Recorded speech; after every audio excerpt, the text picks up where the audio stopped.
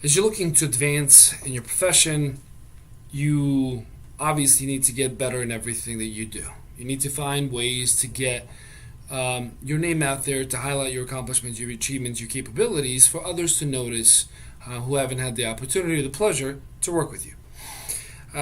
We talked about cover pages, references, in person interviews, all these other things in the past, and they're all relevant pieces of the overall puzzle as to who you are and what you can do for the next company.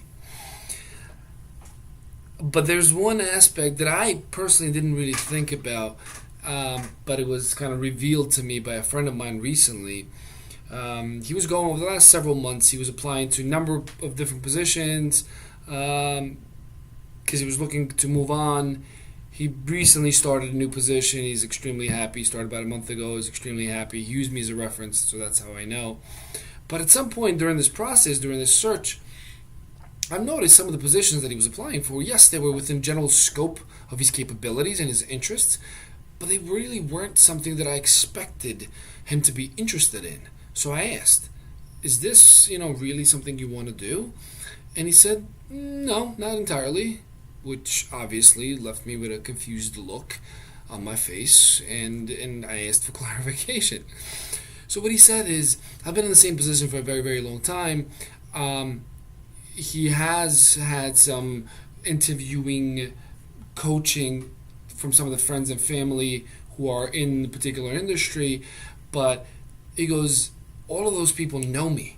And it's not the same level of comfort. It's not the same level of confidence that I'm going to have to demonstrate when I'm facing strangers, when I'm sitting across the table from folks who can actually hire me and who I don't know. So what he ended up doing is found a number of different positions, all in the same area, nothing too far, nothing too crazy, all within the same scope of his skills, his education, his knowledge, but not quite that company, or not quite that position, not quite those responsibilities that he was looking for. So he applied. He said, I apply and I forget about the application. If somebody calls me, great. I go to interviews, I learn, I advance, I educate myself, I sharpen my skills, and if they don't, that is fine. So it's something interesting to think about. Find different ways. Obviously, don't waste everybody's time by just applying to everything and anything that you don't care for, but find different ways to improve your in-person interviewing skills.